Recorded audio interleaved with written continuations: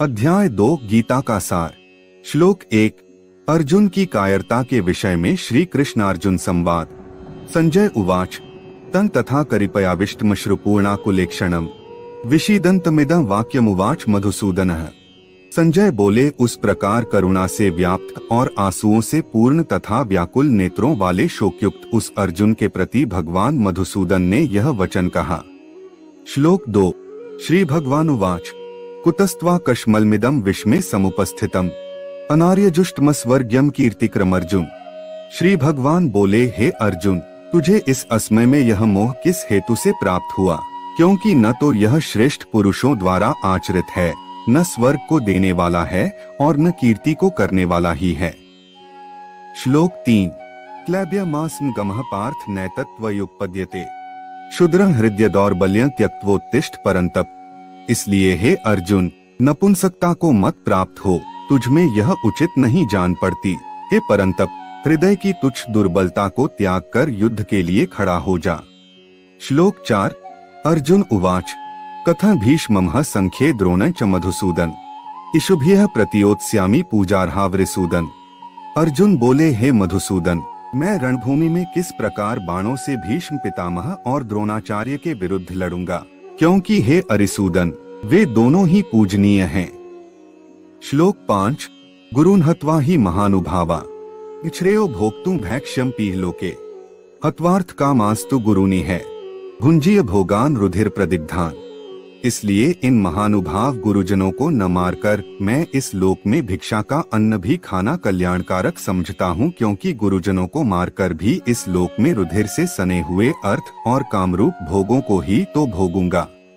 श्लोक 6 न चैतद्विद्मः कतर्नो गरियो यद्वा जयेम यदि वानो जयेयुः यानेव हत्वा न जिजीविषां तेवस्थिताः प्रमुखे धार्तराष्ट्राः। हम यह भी नहीं जानते कि हमारे लिए युद्ध करना और न करना इन दोनों में से कौन सा श्रेष्ठ है, अथवा यह भी नहीं जानते कि उन्हें हम जीतेंगे या हमको वे जीतेंगे। और जिनको मारकर हम जीना भी नहीं चाहते, वे ही हमारे आत्मीय धृतराष्ट्र के पुत्र हमारे मुकाबले में खड़े हैं।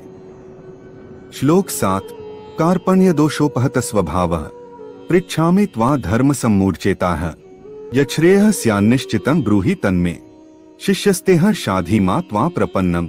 इसलिए कायरता रूप दोष से उपहत हुए स्वभाव वाला तथा धर्म के विषय में मोहित चित्त हुआ मैं आपसे पूछता हूँ कि जो साधन निश्चित कल्याणकारक हो वह मेरे लिए कहिए, क्योंकि मैं आपका शिष्य हूँ। इसलिए आपके शरण हुए मुझको शिक्षा दीजिए। श्लोक 8 न ही प्रपश्यामि ममाप्नुद्या द्यच्छोकमुच्छोषणमिन्द्रियाणाम् अवाप्य भूमावस्पत्रमृद्धं राज्य सुराणामपि चाधिपत्यम। क्योंकि भूमि में निष्कंटक धन धान्य संपन्न राज्य को और देवताओं के स्वामीपने को प्राप्त होकर भी मैं उस उपाय को नहीं देखता हूँ जो मेरी इंद्रियों के सुखाने वाले शोक को दूर कर सके। श्लोक 9 संजय उवाच एवमुक्त्वा हृषिकेशं गुडाकेशः परन्तप न योत्स्य इति गोविंद मुक्त्वा तूष्णी बभूव।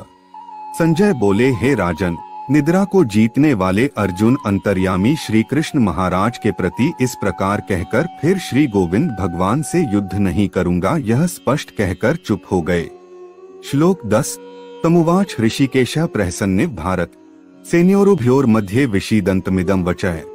हे भरतवंशी धृतराष्ट्र, अंतर्यामी श्री कृष्ण महाराज दोनों सेनाओं के बीच में शोक करते हुए उस अर्जुन को हंसते हुए से यह वचन बोले। श्लोक 11 सांख्य योग का विषय। श्री भगवान उवाच अशोचानन वशोचस्त्वं प्रज्ञावादाश्च भाष्ये गतासून गतासूश्च नानुशोचन्ति पंडिताः।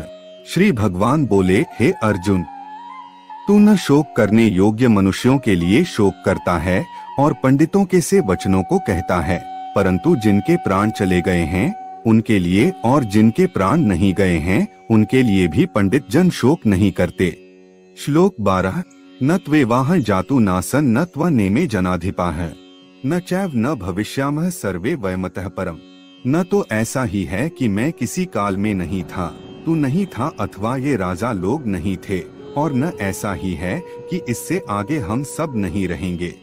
श्लोक 13 देहिनोस्मिन् यथा देहे कौमारं यौवन जरा तथा देहांतर प्राप्तिर्धीरस्तत्र न मुह्यति जैसे जीवात्मा की इस देह में बालकपन, जवानी और वृद्धावस्था होती है, वैसे ही अन्य शरीर की प्राप्ति होती है, उस विषय में धीर पुरुष मोहित नहीं होता। 13 श्लोक 14 मात्रा स्पर्शास्तु कौन्तेय शीतोष्ण सुख दुहकदा है आगमापायनो नित्यास्तान स्थितिक्षस्व भारत। हे कुंती पुत्र, सर्दी गर्मी और सुख दुख को देने वाले इंद्रिय और विषयों के संयोग तो उत्पत्ति विनाशील और अनित्य हैं, इसलिए हे भारत उनको तू सहन कर। श्लोक 15 यह ही न व्यथ्यन्त्येते पुरुषण पुरुषर्षभ समदुःख सुखण धीरं सोमृतत्वाय कल्पते। क्योंकि हे पुरुष श्रेष्ठ, दुख सुख को समान समझने वाले जिस धीर पुरुष को ये इंद्रिय और विषयों के संयोग व्याकुल नहीं करते, वह मोक्ष के योग्य होता है। श्लोक 16 नास्तो विद्यते भावो ना भावो विद्यते सतः उभयोरपि दरिष्टोन्तस्त्वन्योस्तत्वदर्शिभिः। असत वस्तु की तो सत्ता नहीं है और सत का अभाव नहीं है। इस प्रकार इन दोनों का ही तत्व तत्वज्ञानी पुरुषों द्वारा देखा गया है। श्लोक 17 अविनाशी तो तद्विद्धि येन सर्वमिदं ततम् विनाशं व्ययस्यास्य न कश्चित् कर्तुमर्हति। नाशरहित तो तू उसको जान जिससे यह संपूर्ण जगत दृश्यवर्ग व्याप्त है। इस अविनाशी का विनाश करने में कोई भी समर्थ नहीं है। श्लोक 18 अंतवंत इमे देहा नित्यस्योक्ता है शरीरिणः अनाशिनो प्रमेयस्य तस्माद्युध्यस्व भारत। इस नाशरहित अप्रमेय नित्य स्वरूप जीवात्मा के ये सब शरीर नाशवान कहे गए हैं, इसलिए हे भरतवंशी अर्जुन तू युद्ध कर। श्लोक 19 य एन वेत्ति हंतारं यश्चैन मन्यते हतम् उभौ तो न विजानीतो नाय हंति न हन्यते। जो इस आत्मा को मारने वाला समझता है तथा जो इसको मरा मानता है, वे दोनों ही नहीं जानते, क्योंकि यह आत्मा वास्तव में न तो किसी को मारता है और न किसी द्वारा मारा जाता है। श्लोक 20 न जायते म्रियते वा कदाचि नाय भूत्वा भविता वा न भूयः अजो नित्यः शाश्वतोऽयं पुराणो न हन्यते हन्यमाने शरीरे। यह आत्मा किसी काल में भी न तो जन्मता है और न मरता ही है तथा न यह उत्पन्न होकर फिर होने वाला ही है, क्योंकि यह अजन्मा, नित्य, सनातन और पुरातन है। शरीर के मारे जाने पर भी यह नहीं मारा जाता। श्लोक 21 वेदाविनाशिन नित्य य एनमज्म व्ययम् कथं स पुरुषः पार्थ कं घात्यति हन्ति कम्। हे पृथापुत्र अर्जुन, जो पुरुष इस आत्मा को नाशरहित, नित्य, अजन्मा और अव्यय जानता है, वह पुरुष कैसे किसको मरवाता है और कैसे किसको मारता है।